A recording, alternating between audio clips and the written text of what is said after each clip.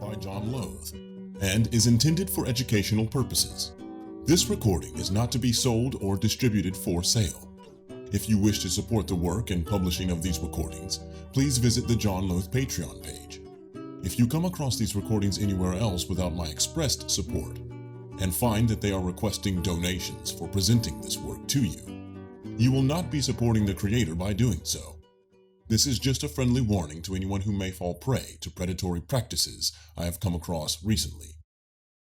Tragedy and Hope: A History of the World in Our Time by Carroll Quigley. Political History to 1939. The domestic political history of Britain in the 20th century could well be divided into three parts by the two great wars with their experience of coalition or national government. In the first period, 10 years of conservative government, in which Salisbury was succeeded by Balfour, were followed by 10 years of liberal government, in which Campbell Bannerman was succeeded by Asquith. The dates of these four governments are as follows. A. Conservative. 1. Lord Salisbury, 1895 to 1902. 2. Arthur J. Balfour, 1902 to 1905. B. Liberal. 1. Henry Campbell Bannerman, 1905 to 1908. 2. Herbert Henry Asquith, 1908 to 1915. The government of Balfour was really nothing but a continuation of the Salisbury government, but it was a pale imitation. Balfour was far from bringing the strong personality his uncle was, and he had to face the consequences of the Salisbury government's mistakes. In addition, he had to face the beginnings of all those problems of the 20th century which had not been dreamed of during the great days of Victoria. Problems of imperialist aggressions, of labor agitation, of class animosities, of economic discontents. The sorry record of the British war administration during the Boer War led to the establishment of a parliamentary committee of investigation under Lord Esher. The report of this group resulted in a whole series of reforms which left Britain far better equipped to stand the shocks of 1914 through 1918 than she would have otherwise have been. Not the least of the consequences of the Committee of Investigation was the creation, in 1904, of the Committee on Imperial Defense. On this latter committee, Esher was, for a quarter century, the chief figure, and as a result of his influence, there emerged from the obscurity of its secretarial staff two able public servants, Sir Ernest Swinton, later inventor of the tank, and Maurice Lord Hankey, later secretary at the Peace Conference of 1919, and, for 20 years, secretary to the cabinet. The Balfour government was weakened by several other actions. The decision to import Chinese coolies to work the mines of the Transvaal in 1903 led to widespread charges of reviving slavery. The Education Act of 1902, which sought to extend the availability of secondary education by shifting its control from school boards to local government units, and by providing local taxes, rates, to support private, church-controlled schools, was denounced by nonconformists as a scheme to force them to contribute to support Anglican education. The efforts of Joseph Chamberlain, Balfour's Secretary of State for the Colonies, to abandon the traditional policy of free trade for a program of tariff reform based on imperial preference succeeded only in splitting the cabinet, Chamberlain resigning in 1903 in order to agitate for his chosen goal, while the Duke of Devonshire and 3 other ministers resigned in protest at Balfour's failure to reject Chamberlain's proposal completely. Added to these difficulties, Balfour faced a great groundswell of labor discontent from the fact that the wage-earning segment of the population experienced a decline in standards of living in the period 1898 to 1906, because of the inability of wages to keep up with the rise in prices. This inability arose very largely from the decision of the House of Lords, acting as a Supreme Court, in the Taff Vale case of 1902, that labor unions could be sued for damages arising from the actions of their members in strikes. Deprived in this fashion of their chief economic weapon, the workers fell back on their chief political weapon, the ballot, with the result that the labor membership of the House of Commons increased from 3 to 43 seats in the election of 1906. This election of 1906 was a liberal triumph, that party obtaining a plurality of 220 over the Conservatives and a majority of 84 over all other parties. But the triumph was relatively short-lived for the upper-class leaders of that party, like Asquith, Haldane, and Edward Grey.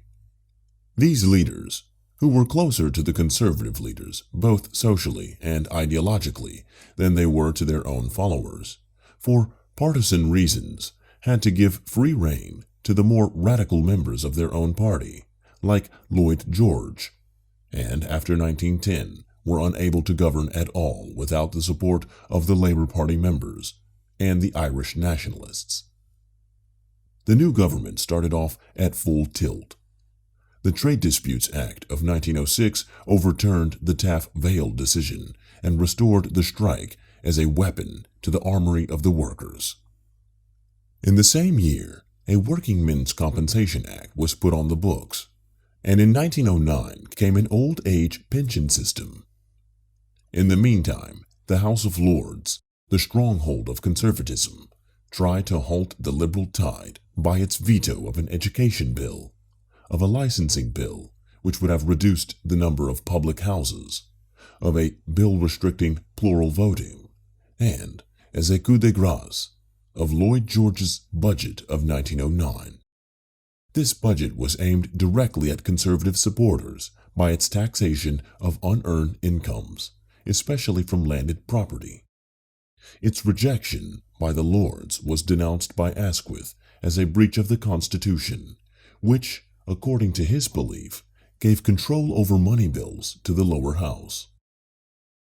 From this dispute emerged a constitutional crisis which shook English society to its foundations. Even after two general elections, in January and in December 1910, had returned the Liberals to power, although with a reduced majority, the Lords refused to yield until Asquith threatened to create enough new peers to carry his Parliament bill.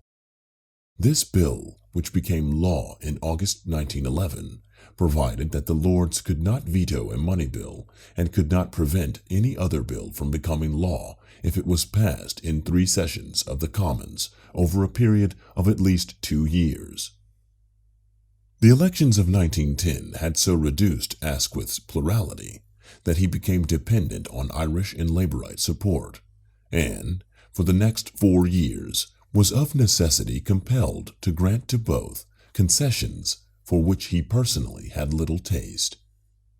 In 1909, the Lords, again as a Supreme Court, declared the use of union funds in political campaigns to be illegal, thus destroying the political weapon to which Labour had been driven by the Taff Vale decision of 1902. Asquith was not eager to overthrow this so-called Osborne judgment, at least for a while. For as long as union political activities were illegal, the Labourite members of the Commons had to support Asquith in order to avoid a general election they could no longer finance. In order to permit the existing Labour members to live without union funds, the Asquith government in 1911 established payment for members of Parliament for the first time. Labour was also rewarded for its support of the Asquith government by the creation of health and unemployment insurance in 1911, by a minimum wage law in 1912, and by a Trades Union Act in 1913. This last item made it legal for labor organizations to finance political activities after approval by a majority of their members, and from a special fund to be raised from those Union members who did not ask to be exempt. Assaulted by the supporters of women's suffrage, dependent on the votes of Labour and the Irish nationalists, and under steady pressure from nonconformist liberals, the Asquith government had an unpleasant period from 1912 to 1915. The unpleasantness culminated in violent controversies over Irish Home Rule and Welsh disestablishment. Both bills were finally jammed through without the acceptance of the Lords in September 1914, in both cases with provisions which suspended their application until the end of the war with Germany. Thus, the weakness and division of the Asquith government and the alarming divisions in Britain itself were swallowed up in the greater problems of waging a modern war of unlimited resources. The problem of waging this war was given eventually to coalition governments, at first 1915 to 1916 under Asquith, and later 1916 to 1922 under the more vigorous direction of David Lloyd George. The latter coalition was returned to power in the khaki election of December 1918 on a program promising punishment of German war criminals, full payment by the defeated powers of the costs of the war, and homes fit for heroes. Although the coalition government was made up of conservatives, liberals, and Labour, with an ex-liberal as prime minister, the conservatives had a majority of seats in Parliament and were in closest contact with Lloyd George, so that the coalition government was, except in name, a conservative government. The political history of Britain in the years between 1918 and 1945 is a depressing one, chiefly because of conservative errors in domestic economic policy and in foreign policy. In this period, there were 7 general elections: 1918, 1922, 1923, 1924, 1929, 1931, 1935. In only one, 1931, did a party receive a majority of the popular vote, but in 4, the Conservatives obtained a majority of seats in the House of Commons. On the basis of these elections, Britain had 10 governments in the period 1918 to 1945. Of these, 3 were conservative-dominated coalitions: 1918, 1931, 1940. 2 were Labour-supported by liberal votes, 1924 to 1929, and 5 were conservatives, 1922, 1923, 1924, 1935, 1937. Thus, Lloyd George, December 1918 to October 1922, Bonar Law, October 1922, May 1923, Stanley Baldwin, May 1923, January 1924, Ramsay MacDonald, January 1924, November 1924. Second Baldwin, November 1924, June 1929. Second MacDonald, June 1929, August 1931. National Government, MacDonald, August 1931, June 1935. Third Baldwin, June 1935, May 1937. Neville Chamberlain, May 1937, May 1940. Second National Government, Churchill, May 1940, July 1945. The Lloyd George coalition was almost a personal government, as Lloyd George had his own supporters and his own political funds and feuds. Although technically a liberal, Lloyd George had split his own party so that Asquith was in opposition along with the Labour Party and about an equal number of conservatives.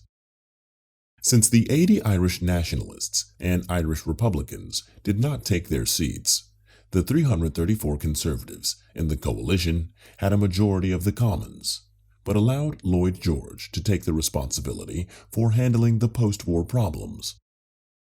They waited 4 years before throwing him out. During this time, domestic affairs were in a turmoil, and foreign affairs were not much better.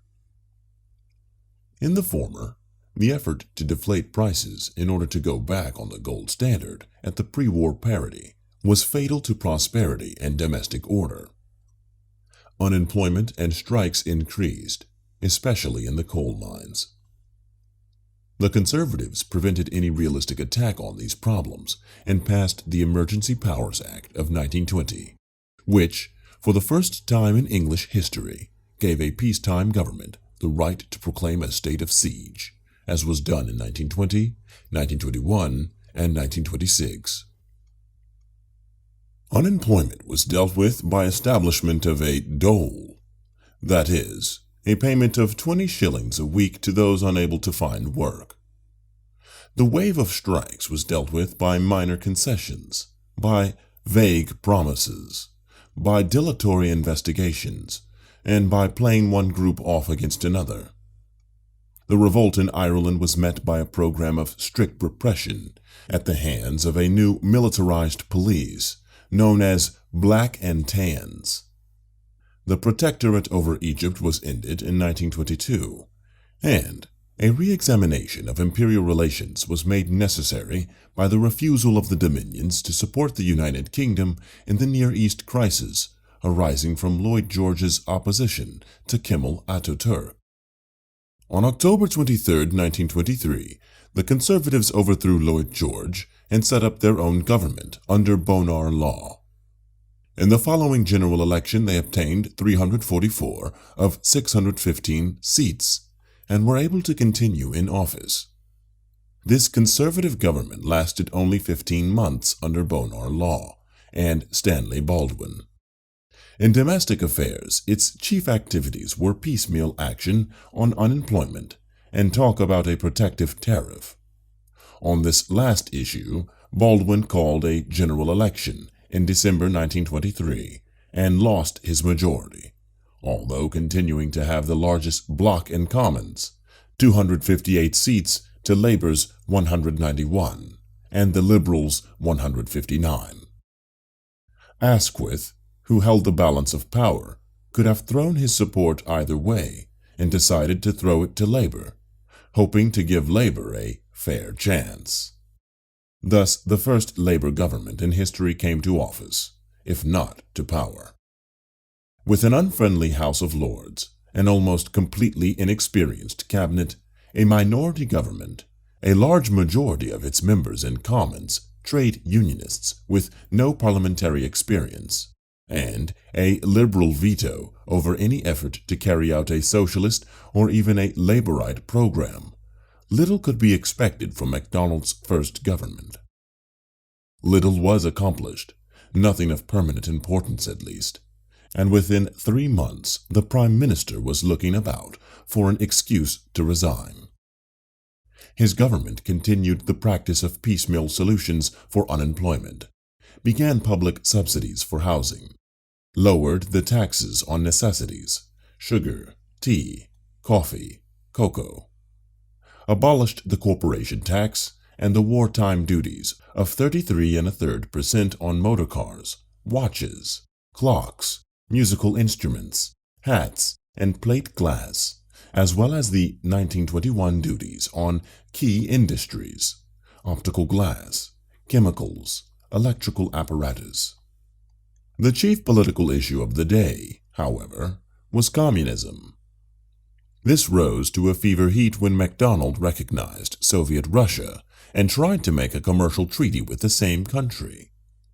MacDonald cooperated with the Liberals with ill grace and resigned when Parliament decided to investigate the quashing of the prosecution under the Incitement to Mutiny Act of the editor of a communist weekly paper.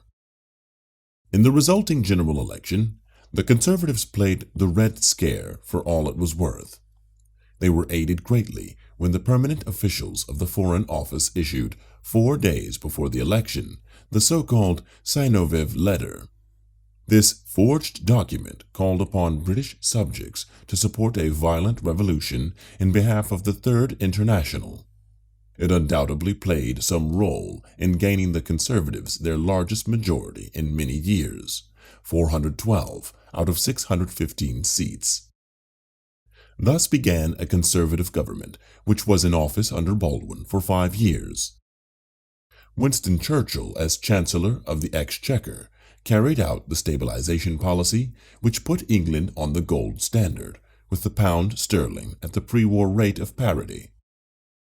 As we have indicated in Chapter 7, this policy of deflation drove Britain into an economic depression and a period of labor conflict, and the policy was so bungled in its execution that Britain was doomed to semi-depression for almost a decade, was in financial subjugation to France until September 1931, and was driven closer to domestic rebellion than she had been any time since the Chartist movement of 1848. The recognition of Russia and the trade agreement with Russia were abrogated. The import duties were restored, and the income tax was lowered, although the inheritance tax was raised. As deficits grew, they were made up by a series of raids on available special funds. The chief domestic event of the period was the general strike of May 3rd through May 12th, 1926. The general strike developed from a strike in the coal mines and from the determination of both sides to bring the class struggle to a showdown. The British mines were in bad condition because of the nature of the coal deposits and because of mismanagement, which left them with inadequate and obsolete technological equipment. Most of them were high-cost producers compared to the mines of northern France and western Germany. The deflation resulting from the effort to stabilize the pound hit the mines with special impact, since prices could be cut only if costs were cut first, an action which meant, for the mines above all, cutting of wages. The loss of the export trade resulting from Germany's effort to pay reparations in coal, and especially the return of the Ruhr mines to full production after the French evacuations of that area in 1924, made the mines the natural focal point for labor troubles in England. The mines had been under government control during the war. After that conflict ended, many liberals, laborites, and the miners themselves wanted nationalization. This attitude was reflected in the report of a royal commission under Lord Sankey, which recommended nationalization and higher wages. The government gave the latter, but refused the former, 1919. In 1921, when government control ended, the owners demanded longer hours and reduced wages.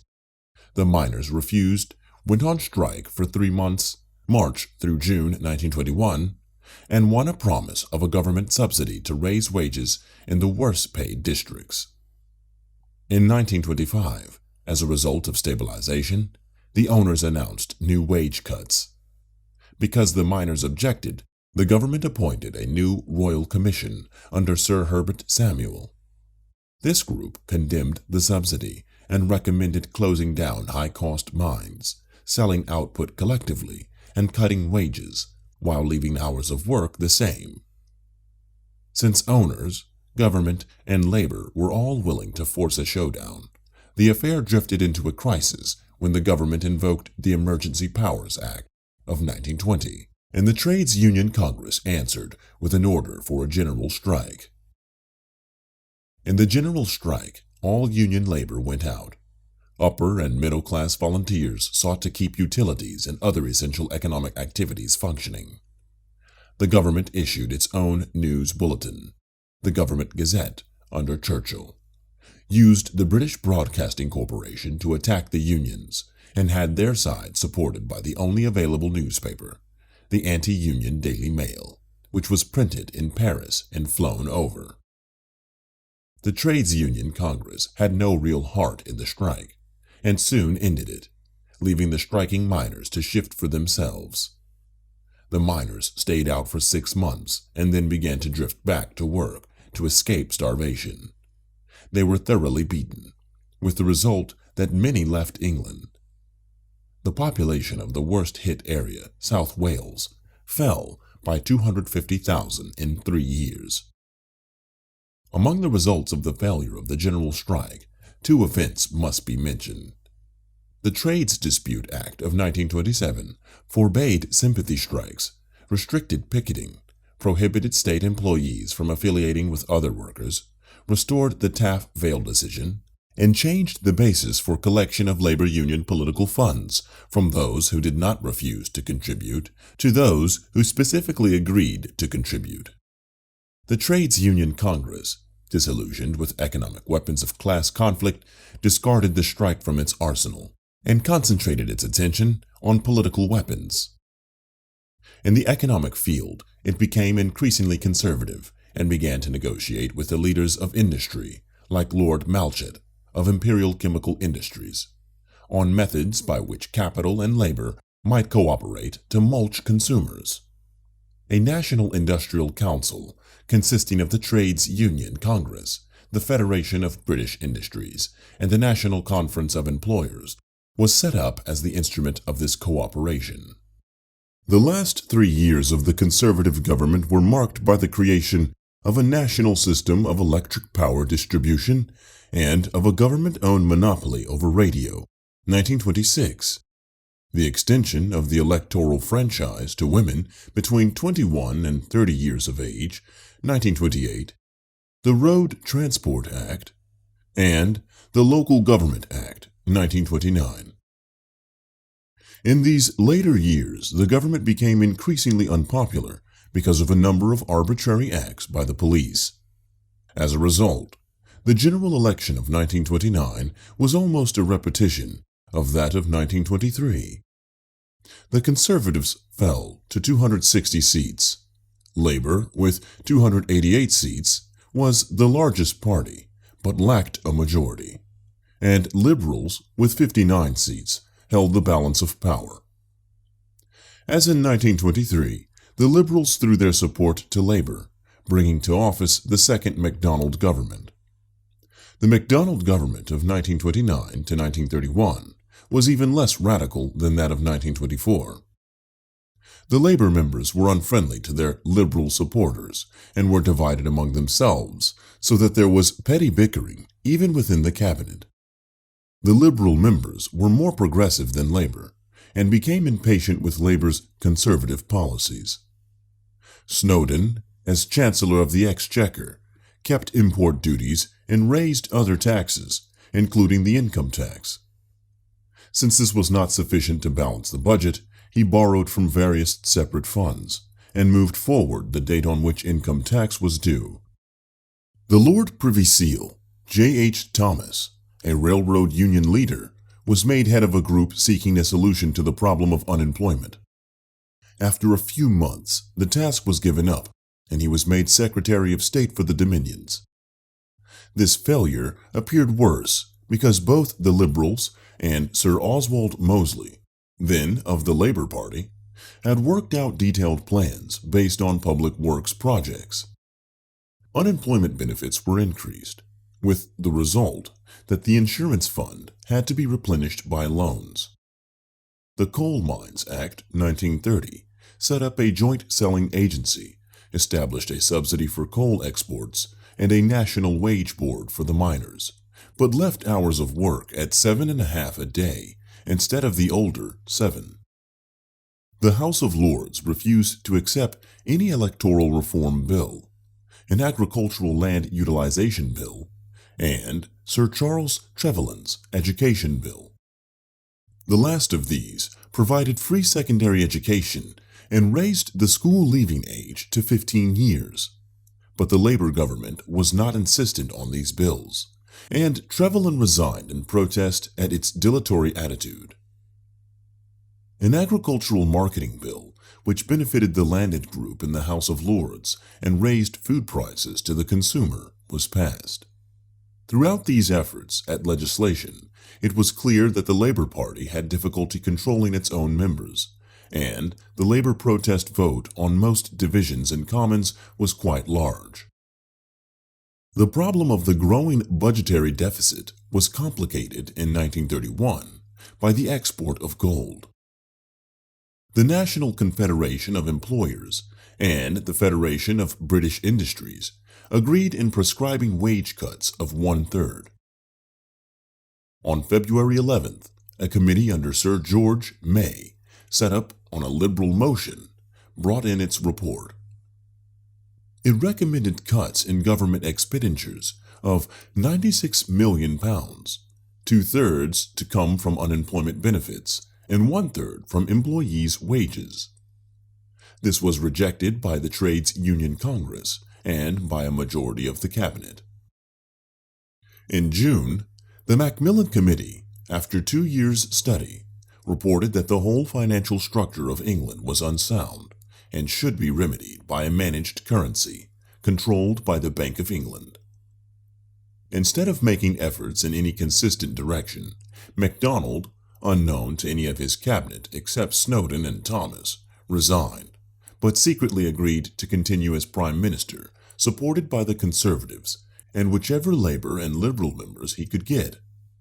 Throughout the crisis, MacDonald consulted with the leaders of the other two parties, but not with his own, and he announced the formation of the national government at the same cabinet meeting at which he told the ministers that they had resigned.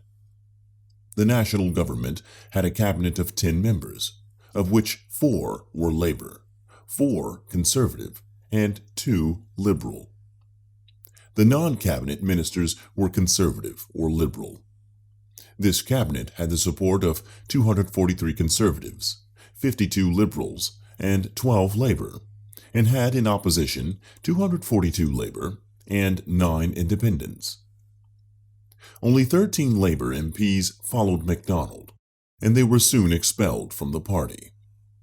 This crisis was of great significance because it revealed the incapacity of the Labour Party and the power of the bankers. The Labour Party throughout was wrecked by petty personal bickering. Its chief members had no understanding of economics.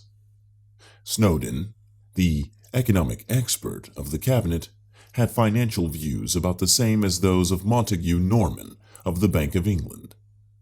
There was no agreed party program except the remote and unrealistic one of nationalization of industry, and this program was bound to be regarded with mixed enthusiasm by a party whose very structure was based on trade unionism. As for the bankers, they were in control throughout the crisis. While publicly they insisted on a balanced budget, privately they refused to accept balancing by taxation and insisted on balancing by cuts and relief payments. Working in close cooperation with American bankers and conservative leaders, they were in a position to overthrow any government which was not willing to crush them completely. While they refused cooperation to the Labour government on August 23rd, they were able to obtain a loan of £80 million from the United States and France for the national government when it was only 4 days old. Although they would not allow the Labour government to tamper with the gold standard in August, they permitted the national government to abandon it in September, with bank rates at 4.5%. The national government at once attacked the financial crisis with a typical banker's weapon: deflation. It offered a budget including higher taxes and drastic cuts in unemployment benefits and public salaries. Riots, protests, and mutiny in the Navy were the results. These forced Britain off gold on September 21st. A general election was called for October 27th. It was bitterly fought, with MacDonald and Snowdon attacking Labour, while Conservatives and Liberals fought on the issue of a tariff. Snowdon called the Labour Party Bolshevism run mad. He was later rewarded with a peerage. The government used all the powerful methods of publicity it controlled, including the BBC, in a fashion considerably less than fair, while Labour had few avenues of publicity and was financially weak from the Depression and the Trades Disputes Act of 1927. The result was an overwhelming government victory, with 458 members supporting it and only 56 in opposition. The national government lasted 4 years. Its chief domestic accomplishment was the ending of free trade and the construction of a cartelized economy behind the new trade barriers. The construction of cartels, the revival of the export trade, and the continuance of low food prices gave a mild economic boom, especially in housing.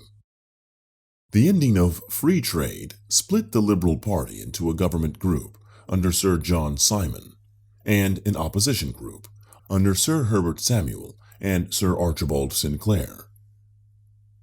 This gave three liberal splinters, for Lloyd George had never supported the government. The domestic program of the national government was such as to encourage a cartelized economic system and to curtail the personal freedom of individuals. On this, there was no real protest, for the labor opposition had a program which, in fact, if not in theory, tended in the same direction. A national system of unemployment insurance was set up in 1933. It required the insurance fund to be kept solvent by varying contributions with needs. With it was a relief program, including a means test, which applied to those not eligible for unemployment insurance. It placed most of the burden on local governments, but put all the control in a centralized unemployment assistant board. Unemployed youth were sent to training centers. All educational reform was curtailed, and the project to raise the school leveling age from 15 to 16 was abandoned. The London Passenger Transport Act of 1933, like the act creating the BBC 7 years earlier, showed that the Conservatives had no real objection to nationalization of public utilities. All the transportation system of the London area, except the railroads, was consolidated under the control of a public corporation. Private owners were bought out by generous exchange of securities, and a governing board was set up of trustees representing various interests. The Agricultural Marketing Act of 1931, as modified in 1933, provided centralized control of the distribution of certain crops with minimum prices and government subsidies. The police of London, with jurisdiction over 1/6 the population of England, were reorganized in 1933 to destroy their obvious sympathy with the working classes.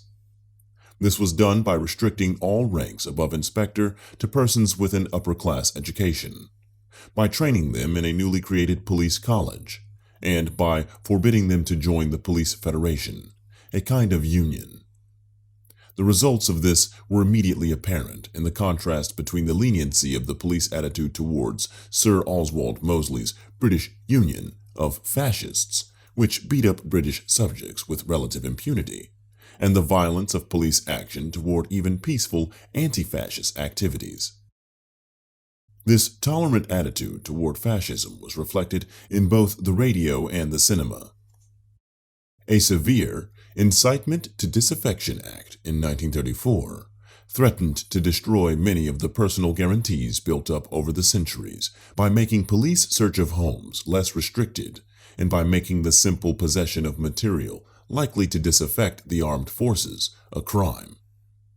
It was passed after severe criticism and a Lord's debate, which continued until 4 a.m.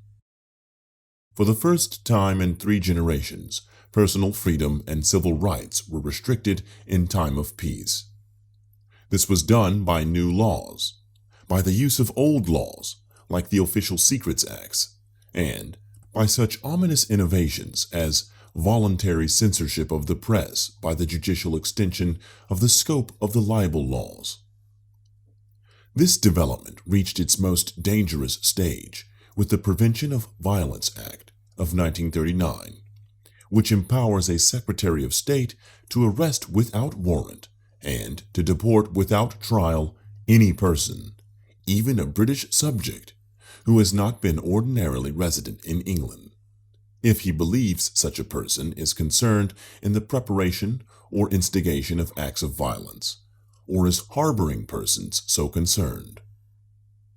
Fortunately, these new strictures were administered with a certain residue of the old English good-humored tolerances, and were, for political reasons, rarely applied to any persons with strong trade union support. The reactionary tendencies of the national government were most evident in its fiscal policies. For these, Neville Chamberlain was chiefly responsible. For the first time in almost a century, there was an increase in the proportion of the total tax paid by the working classes. For the first time since the repeal of the Corn Laws in 1846, there was a tax on food.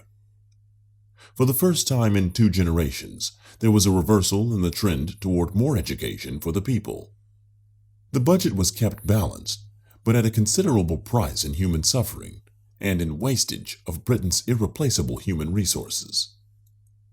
By 1939, in the so-called depressed areas of Scotland and South Wales, and of the northeast coast, hundreds of thousands had been unemployed for years, and, as the Pilgrim Fund pointed out, had had their moral fiber completely destroyed by years of living on an inadequate dole. The capitalists of these areas were supported either by government subsidy, as the Runcie family lined their pockets from shipping subsidies, or were bought out by cartels and trade associations from funds assessed on the more active members of the industry, as was done in coal mining, steel, cement, shipbuilding, and so on. The Derating Act of 1929 of Neville Chamberlain exempted industry from payment of 3/4 of its taxes under certain conditions. In the period 1930 to 1937, this saved industry £170 million, while many unemployed were allowed to starve. This law was worth about £200,000 a year to Imperial Chemical Industries. On the other hand, Chamberlain, a Chancellor of the Exchequer, insisted on those appropriations for the Air Force, which ultimately made it possible for the Royal Air Force to overcome Goring's attack in the Battle of Britain in 1940. The general election of 1935, which gave the Conservatives 10 more years in office, was the most shameful of modern times. It was perfectly clear that the English people were wholeheartedly for collective security. In the period November 1934 to June 1935, the League of Nations Union cooperated with other organizations to hold a peace ballot. 5 questions were asked, of which the most important were the first: should Britain remain in the League? And 5th, should Britain use economic or military sanctions against aggressors? On the first question, the answers gave 11,090,387 affirmative and 355,883 negative votes. On the use of economic sanctions, the vote was 10,027,608 affirmative and 635,074 negative. On the use of military sanctions, the vote was 6,784,368 affirmative and 2,351,981 negative. To add to this, a by-election at East Fulham in the spring of 1935 saw a Labor supporter of collective security defeat a Conservative. The Conservatives resolved to fight the general election in support of collective security. Baldwin replaced MacDonald as Prime Minister, and Samuel Howard replaced the Liberal, Sir John Simon, at the Foreign Office to make people believe that the past program of appeasement would be reversed. In September, Howard made a vigorous speech in Geneva in which he pledged Britain's support of collective security to stop the Italian aggression against Ethiopia. The public did not know that he had stopped off in Paris en route to Geneva to arrange a secret deal by which Italy would be given 2/3 of Ethiopia. The Royal Jubilee was used during the spring of 1935 to build up popular enthusiasm for the conservative cause. Late in October, a week before the local elections of which Labour had already spent most of its available funds, the Conservatives announced a general election for November 14th and asked a popular mandate to support collective security and rearmament. The Labour Party was left without either an issue or funds to support it, and, in addition, was split on the issue of pacifism. The party leaders in both Lords and Commons refusing to go along with the rest of the party on the issue of rearmament as a support for collective security. In the election, the government lost 83 seats, but the Conservatives still had a majority, with 387 seats to Labour's 154. The Liberal Party was reduced from 34 to 21. This new government was in office for 10 years, and had its attention devoted almost exclusively to foreign affairs. In these, until 1940, as we shall see, it showed the same incapacity and the same bias it had been revealing in its domestic program.